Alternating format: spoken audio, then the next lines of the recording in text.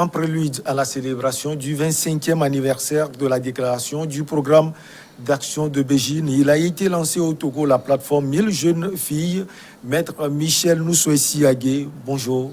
Bonjour, M. Takba. Merci de répondre à notre invitation. Vous pilotez le secrétariat général de GF2D. C'est quoi GF2D? GF2D, c'est une association de femmes qui travaille pour les droits des femmes. Donc, un groupe de femmes qui s'est réuni pour pouvoir œuvrer pour la promotion et la protection des droits des femmes. Donc, le GF2D, c'est le cycle qui se définit par le groupe de réflexion et d'action Femmes, démocratie et développement. De quoi est-il question dans la déclaration d'action de Beijing? La déclaration d'action de Beijing, je voudrais peut-être essayer de remonter un peu plus loin en faisant un peu l'historique du mouvement féministe et des différentes conférences qui ont jalonné les droits des femmes. Donc, la conférence de Beijing est la 4e conférence qui a été organisée pour la promotion des droits des femmes au niveau continental sous l'égide des Nations Unies. Et lorsque, en 1995, on a eu l'adoption du programme d'action de Beijing, on s'est dit que c'est vraiment un programme assez innovant qu'on peut garder sur plusieurs années et qu'il ne faut plus organiser des conférences peut-être tous les 5 ans, bien peut-être tous les 10 ans. Et donc, dans cette plateforme, ou bien dans le programme d'action de Beijing, il a été question de cibler des domaines cruciaux dans lesquels les femmes et les filles rencontrent des difficultés pour la promotion, pour la jouissance de leurs droits. Donc, c'est 12 domaines d'action critiques qui ont été retenus par le programme d'action de Beijing. Donc, dans ces 12 domaines d'action, nous pouvons citer par exemple la question de la santé, la question des violences sexuelles, la question de la petite fille, la question de la place des femmes dans les sphères de prise de décision, femmes et médias. Donc, voilà un peu.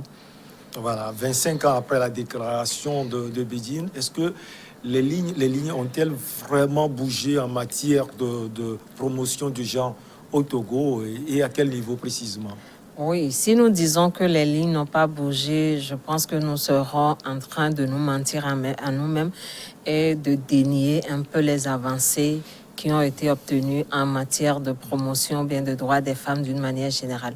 Aujourd'hui, je dirais que 25 ans après Beijing, quand je prends par exemple le cadre juridique sur le plan législatif et autres, nous avons un cadre beaucoup plus conforme aux engagements que l'État a pris en matière d'égalité de genre. Quand nous prenons par exemple notre code de la personne et de la famille, donc en matière de droits de la famille, il y a une reconnaissance d'une égalité entre l'homme et la femme en ce qui concerne la prise de décision au sein de la famille.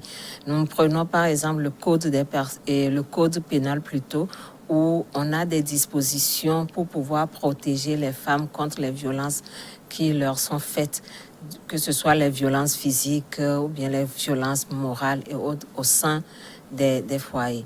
Nous avons également constaté sur un certain nombre de plans, quand je prends par exemple sur le plan éducatif, il y a des programmes qui sont mis en place pour pouvoir promouvoir l'éducation de la jeune fille, même si nous constatons qu'il y a des insuffisances, mais il y a quand même ces avancées-là que nous pouvons souligner.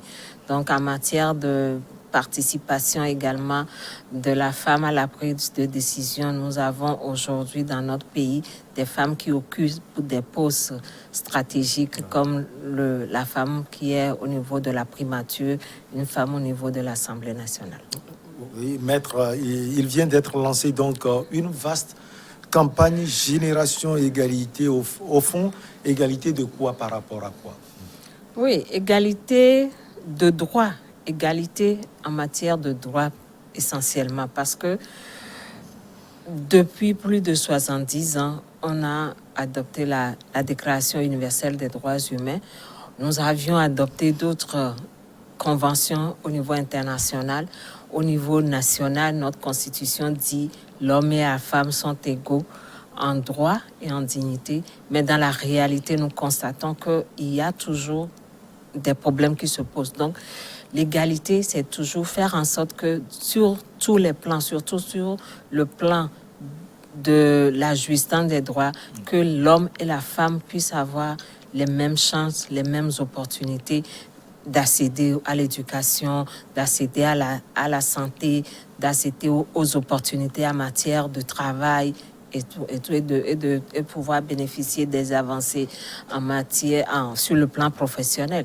Égalité également en matière de partage de tâches au niveau de la sphère domestique, de la prise de décision également entre l'homme et la femme au sein du ménage. Quel est alors l'intérêt de promouvoir ce contexte égalité genre alors que les habitudes, les réalités sont on ne peut plus implacables? Oui, la promotion du concept va avec un travail sur le changement de mentalité, le changement de comportement. Lorsque nous parlons d'égalité de genre, c'est un travail sur un long terme que nous faisons. Il est vrai, nous faisons la vulgarisation des tests, mais nous travaillons également à un changement de comportement, à un changement d'habitude. Ce qui amène à travailler, par exemple, avec les responsables au niveau local, les chefs traditionnels, les leaders religieux et autres qui ont une capacité de pouvoir amener la population à changer de comportement. Donc nous travaillons également avec les jeunes, nous travaillons avec les hommes pour pouvoir adopter des comportements responsables qui font beaucoup plus la promotion des droits humains, la promotion de l'égalité, la promotion de la dignité de l'être humain. Au Togo, quelles sont les formes les plus graves de déséquilibre genre?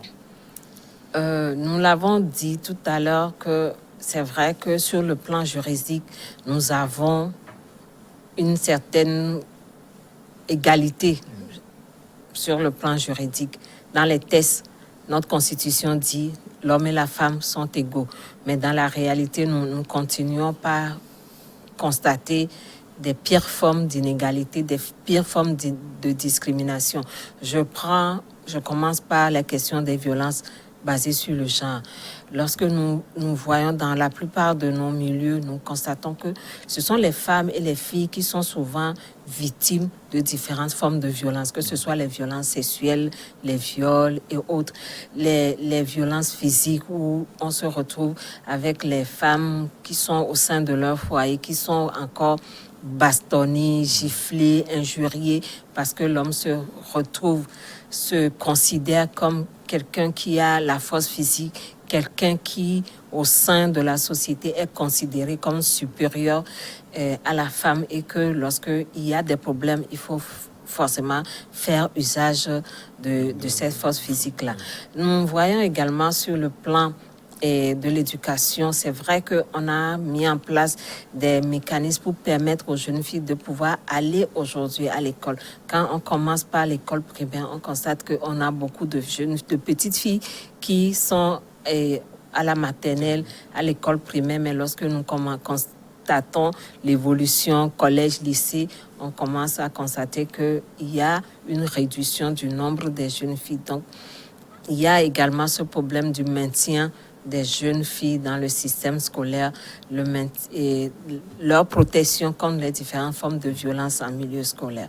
Donc, il y a plusieurs domaines dans lesquels il y a encore cette inégalité, même en ce qui concerne la gestion du ménage, la prise de décision au sein des foyers.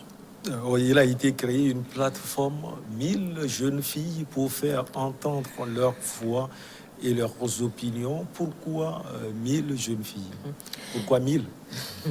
Oui, 1000, bon, je pense que c'est essentiellement à titre symbolique pour se dire que voilà, quand on prend les pays, parce que c'est 5 pays qui se sont réunis pour mettre en place cette plateforme, quand on prend ces 5 pays-là et que c'est 1000 jeunes filles de ces pays-là qui ont essayé de se faire comprendre, de faire entendre leur voix pour qu'on puisse tenir compte de leurs besoins, de leurs intérêts en ce qui concerne cette campagne pour l'égalité entre l'homme et la femme. Je crois que c'est essentiellement à titre symbolique. Mais le plus important, c'est de pouvoir prendre en considération le message que véhiculent ces jeunes filles. Non, ça peut dépasser 1000. Ça peut dépasser 1000, pourquoi pas. Alors, l'objectif principal, dit-on, est de donner une opportunité aux filles africaines et de formuler, de partager leur vision pour 2063. Alors, en tant que femme africaine, que voulez-vous être à l'horizon de 2063? Oui, 2063, je me mets dans la peau de la femme africaine, de la jeune fille africaine, et je suis en train de rêver à une Afrique beaucoup plus prospère. Prospère parce que l'homme africain, la femme africaine ont eu à travailler main dans la main pour pouvoir promouvoir le développement de l'Afrique. Je vois une Afrique où les femmes et les jeunes filles vont pouvoir s'exprimer, se faire entendre, vont pouvoir, je ne sais pas, évoluer en toute tranquillité sans avoir peur de quoi que ce soit et de quiconque que ce soit. Je suis en train de voir une Africaine où on comprend que elle est l'Africaine, je ne sais pas, l'Africaine A peut être différente de l'Africaine B et qu'on tient compte de ses besoins à elle et qu'elle puisse également participer à la prise de décision, s'épanouir sans forcément avoir peur des mœurs, des coutumes, des normes traditionnelles et autres.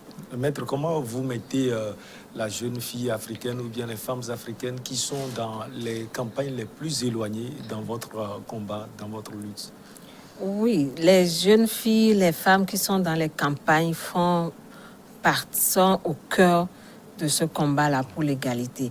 Donc, lorsque nous parlons de l'égalité de droit, ce n'est pas seulement une question de promouvoir l'égalité de droit pour les femmes et les filles des milieux urbains, mais c'est de faire en sorte que le message puisse parvenir également aux femmes et aux filles des milieux les plus reculés. Aller vers ces femmes et ces filles-là, les écouter leurs besoins, prendre en considération leurs besoins avant de pouvoir élaborer des projets, des programmes pour le développement. Qui parle de filles, parle de garçons, qui parle de femmes, parle d'hommes. Comment vous mettez aussi les hommes au cœur de votre combat? Oui, les hommes et les garçons sont des alliés stratégiques pour les combats que nous sommes en train de mener. Nous ne pouvons pas travailler pour l'évolution de nos sociétés, pour la transformation des pratiques et des normes que nous considérons comme inégales si nous mettons de côté les hommes et les garçons qui constituent à peu près la moitié de la population. Donc aujourd'hui, nous travaillons à ce que les hommes puissent se mettre dans leur tête qu'ils sont des agents de changement.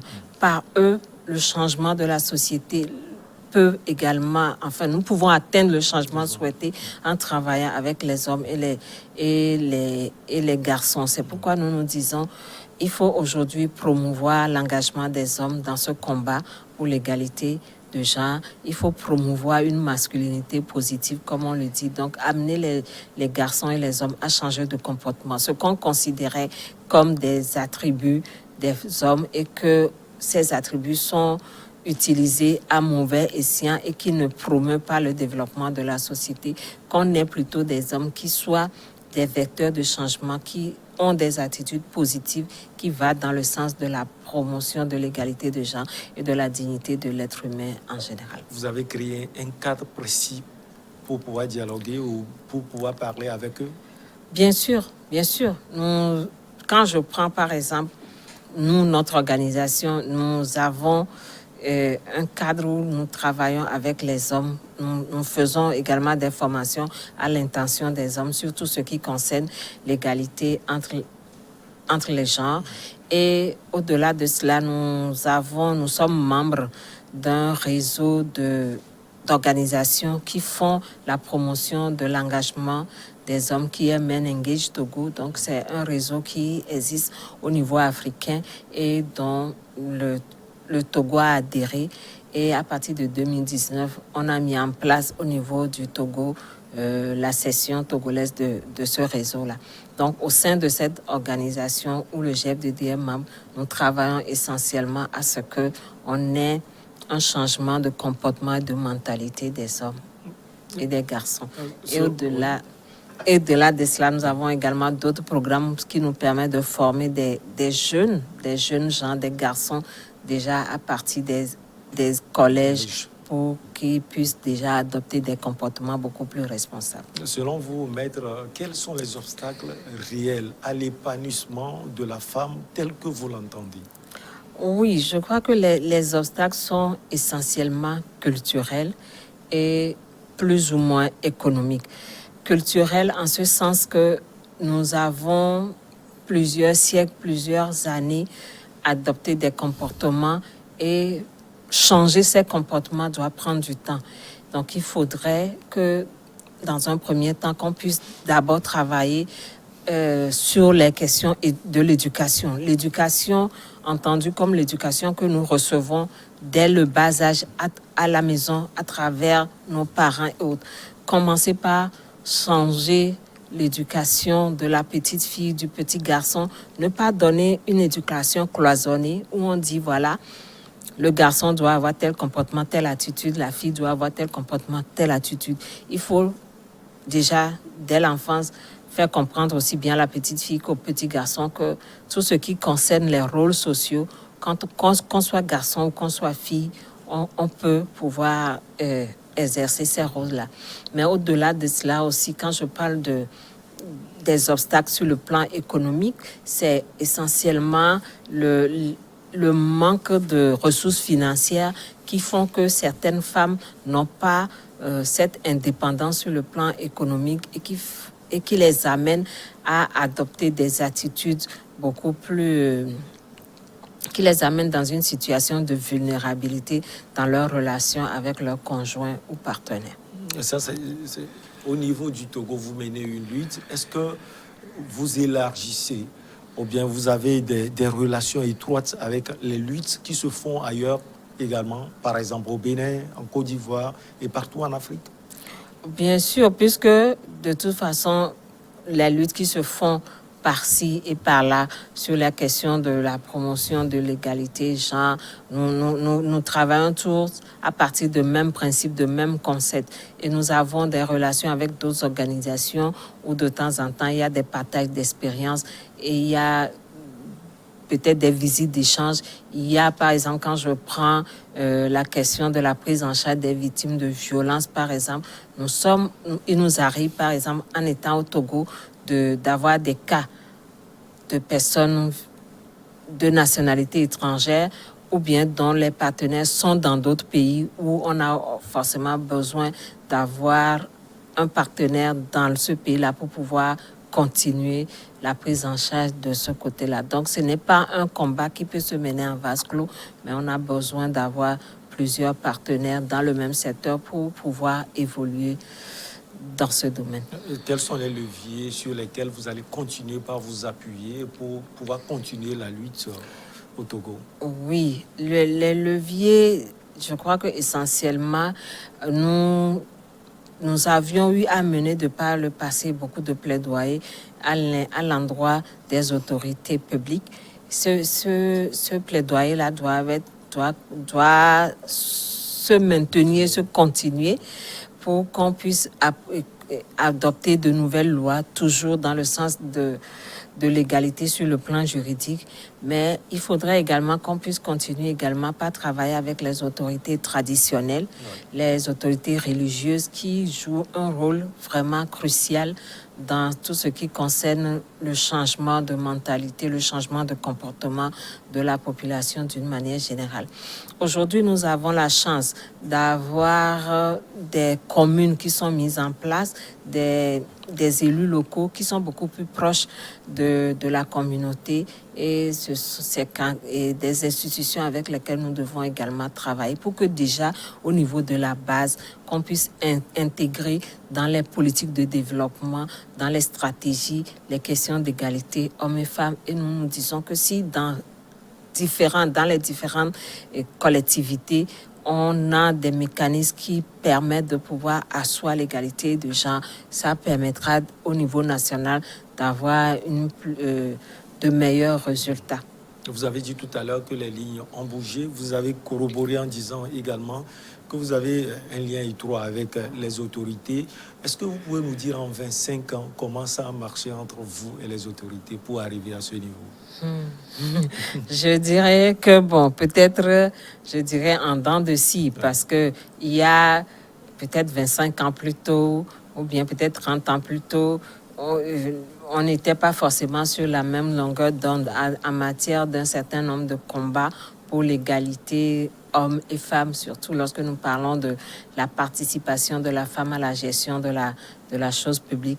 Il y a eu des moments où c'était un peu plus difficile de se faire comprendre, mais il y a eu des moments aussi où on a eu une bonne écoute de la part de ces autorités-là. Mais je crois qu'aujourd'hui, c'est beaucoup plus stable et ces principes que nous défendons de la dignité de l'être humain, de la question de l'égalité de la femme avec l'homme en ce qui concerne les questions d'accès à l'éducation, de participation à la gestion de la chose publique et tout. Ce sont des principes qui sont aujourd'hui compris et acceptés plus ou moins partout. Maintenant, il faudrait qu'on puisse continuer, pas travailler, pas pousser le combat pour que ça devienne une réalité dans la vie de chaque citoyen togolais, dans la vie de chaque citoyenne togolais, que ce soit à Lomé ou sur le terrain, dans les coins les plus reculés, à Mandouri, à Senkassé, que ce principe-là devienne une réalité pour chaque citoyen. Et pour terminer, vous avez dit tout à l'heure que vous allez mener un autre combat, celui-là qui va vous porter vers les bases traditionnelles. Est-ce que vous attendez peut-être à ce qu'il aux réalités qui seront en face de vous, quand on sait que les mentalités ne sont pas forcément les mêmes? Oui, bon, on le sait, ce n'est pas maintenant que nous allons le faire. Nous travaillons déjà avec la base, avec les autorités traditionnelles, mais nous pensons qu'il faudrait beaucoup plus accentuer encore ce travail-là. Parce que on est conscient que le changement des normes sociales, c'est un travail de longue haleine et nous devons mettre tous les atouts à notre côté. Aujourd'hui, on a la chance d'avoir des autorités traditionnelles, des chefs traditionnels dans certains milieux qui ont une mentalité assez évoluée, qui comprennent le message. Donc, il faudrait qu'on puisse toucher ces autorités-là et qu'ils peuvent faire un travail de fond à la base. Travailler avec les chefs de canton, les chefs de village, les chefs de quartier, et que le message soit uniforme, que le message soit le même. C'est à ce titre-là que nous aurons vraiment un changement et nous espérons que peut-être d'ici 25 ans, nous aurons un autre son de langage. C'est un plaisir pour nous de recevoir Maître Michel Noussoissi. Noussoissi, voilà, soulignons que vous dirigez le secrétariat général de GF2D. Merci beaucoup. Merci à vous, c'est un plaisir pour moi. Et on va marquer une petite pause, le journal, et on revient pour Regard croisé.